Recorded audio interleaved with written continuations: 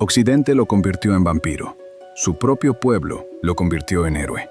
Y la verdad es más perturbadora que cualquiera de las dos versiones. Hay personajes históricos que la cultura popular ha devorado tan completamente que ya no sabemos dónde termina el mito y dónde empieza el hombre real. Vlad III de Valaquia es quizás el caso más extremo de todos, porque lo que le hicieron a su memoria es casi tan brutal como lo que él hizo a sus enemigos. Un escritor irlandés llamado Bram Stoker tomó su nombre, su tierra y la oscuridad que lo rodeaba, y construyó con ello el monstruo más famoso de la literatura occidental. Pero Vlad Drácula nunca bebió sangre, nunca se convirtió en murciélago, nunca vivió eternamente. Lo que sí hizo es algo que ninguna película de terror ha sido capaz de retratar del todo, porque la realidad de Vlad el Empalador no necesita efectos especiales, necesita contexto, y ese contexto lo cambia absolutamente todo. Para entender a Vlad, tienes que entender el mundo en el que nació, y ese mundo no tenía nada de romántico. Valaquia en el siglo XV era un territorio pequeño, atrapado entre dos fuerzas que lo aplastaban desde ambos lados. El Imperio Otomano al sur y al este, el Reino de Hungría al norte y al oeste. Sobrevivir como príncipe de Valaquia no era política, era un juego mortal. Vlad nació aproximadamente en 1431, hijo de Vlad II, conocido como Vlad Dracul. Dracul significaba dragón en rumano, y de ahí viene el nombre que la historia nunca olvidó: Drácula, hijo del dragón. Pero hay algo en la infancia de Vlad que muy pocos mencionan, y que explica casi todo lo que vino después. Cuando Vlad tenía aproximadamente 11 o 12 años, su padre lo entregó como rehén al sultán otomano Murad II, para garantizar su lealtad política. Vlad y su hermano menor, Radu, pasaron años como prisioneros en la corte otomana. Aprendieron el idioma, aprendieron las costumbres, aprendieron a sobrevivir rodeados de hombres que podían matarlos en cualquier momento. Y aprendieron algo más, algo que marcaría cada decisión que tomaría el resto de su vida: que la debilidad se paga con la muerte, siempre. Cuando por fin regresó a Valaquia, el mundo que encontró era aún peor que el que había dejado. Su padre había sido asesinado, su hermano mayor enterrado vivo, y el trono de Valaquia era un asiento que nadie podía ocupar sin esperar una puñalada por la espalda. Vlad tenía 17 años y ya sabía exactamente en qué tipo de mundo vivía. Vlad gobernó Valaquia en 3 períodos diferentes. Fue destronado 2 veces, pasó años en prisión y cada vez que regresó al poder lo hizo con más determinación y con métodos que sus contemporáneos describieron con una mezcla de horror y fascinación. El empalamiento no fue inventado por Vlad, era una práctica conocida en la época. Los otomanos la usaban, otros gobernantes medievales también, pero Vlad la convirtió en algo diferente, en un sistema, en un mensaje. Las fuentes de la época, principalmente alemanas y húngaras, describen bosques enteros de estacas alrededor de las ciudades que resistían. Miles de cuerpos, dispuestos de forma ordenada, a diferentes alturas según el rango de la víctima. Pero aquí hay algo que esas mismas fuentes raramente contextualizan. ¿Quién escribió esos textos? ¿Y por qué los escribieron? La mayoría de los testimonios más extremos sobre Vlad vienen de fuentes alemanas, publicadas en los primeros años de la imprenta de Gutenberg.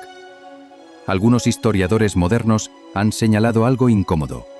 Esos textos fueron impresos y distribuidos masivamente en un momento en que el rey de Hungría, Matías Corvino, tenía a Vlad encarcelado y necesitaba justificar ante Europa por qué tenía preso a un príncipe cristiano que supuestamente estaba luchando contra los otomanos. ¿Fueron esos textos una crónica objetiva? ¿O fueron la campaña de propaganda más efectiva del siglo XV? Porque al mismo tiempo que esos textos circulaban en Europa occidental, en Valaquia y en las crónicas rusas de la época, Vlad era descrito de una manera completamente diferente. Un gobernante duro, Sí, brutal en ocasiones, también, pero sobre todo, alguien que había logrado algo que parecía imposible: plantar cara al Imperio Otomano y sobrevivir para contarlo. En 1461, Vlad hizo algo que ningún gobernante europeo había hecho en décadas.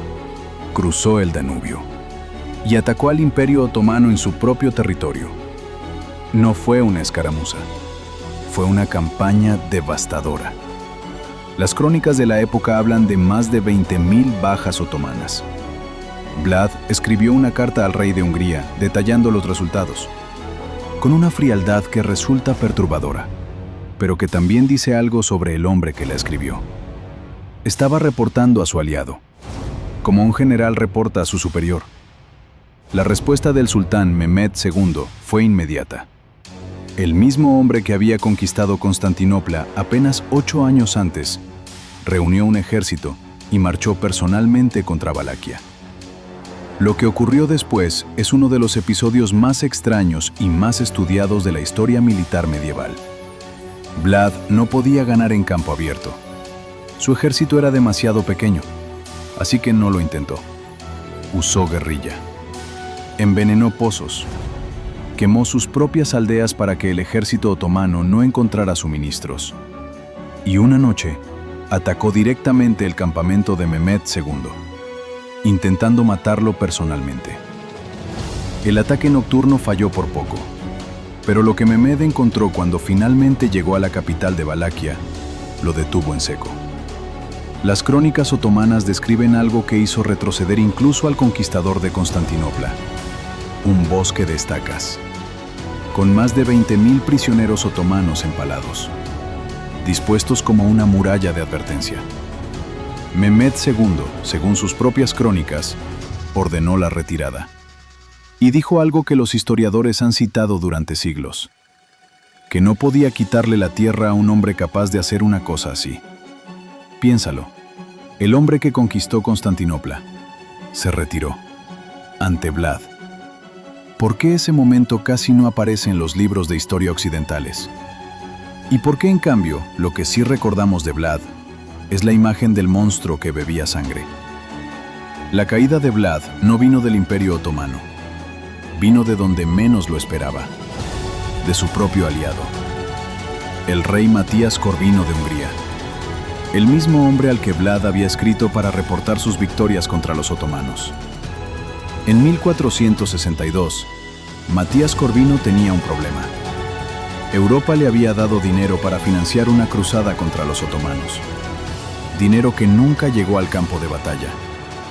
Y de repente, Vlad estaba haciendo solo lo que se suponía que debían hacer juntos. Eso hacía a Matías quedar muy mal, y a Vlad demasiado poderoso, demasiado independiente, demasiado difícil de controlar. Así que Matías Corvino hizo algo que los historiadores modernos han calificado de traición flagrante. Arrestó a Vlad. Lo acusó de traición, usando como evidencia cartas que la mayoría de los historiadores hoy consideran falsificadas, y lo mantuvo prisionero durante más de 12 años. Mientras distribuía por Europa los textos que describían a Vlad como un monstruo, un hombre que había detenido al Imperio Otomano, fue destruido por el rey cristiano al que supuestamente servía. ¿Por qué? Porque era demasiado efectivo, porque no necesitaba a nadie, y porque los hombres así siempre resultan peligrosos para quienes están a su alrededor. Vlad murió en 1476, en batalla. Las circunstancias exactas de su muerte son confusas. Algunos textos sugieren que fue traicionado por sus propios boyardos, otros que murió combatiendo. Su cabeza fue enviada a Constantinopla, como trofeo, como mensaje. Su cuerpo nunca fue encontrado, como si el mundo necesitara asegurarse de que no había posibilidad de regreso. Bram Stoker publicó Drácula en 1897. Nunca visitó Transilvania. Nunca investigó a Vlad en profundidad. Tomó un nombre, una tierra y una oscuridad, y construyó con ello el monstruo que el mundo quería ver. Pero el Vlad real era algo más complicado que un monstruo. Era un hombre criado entre enemigos, que gobernó un territorio imposible, que derrotó al Imperio Otomano cuando nadie más podía, que fue traicionado por sus aliados, y que la historia convirtió en vampiro precisamente porque la verdad era demasiado incómoda. Porque si Vlad era un monstruo, no hay que preguntarse por qué hizo lo que hizo. No hay que mirar el contexto. No hay que preguntarse quién lo traicionó, ni por qué. Los monstruos no necesitan explicación. Los hombres complejos, sí. Y quizás esa sea la razón por la que seguimos prefiriendo al vampiro. Es más fácil tenerle miedo a una criatura de la noche que entender a un hombre que vivió en un mundo donde la brutalidad era la única moneda que todos aceptaban. ¿Era Vlad un monstruo? ¿Era un héroe?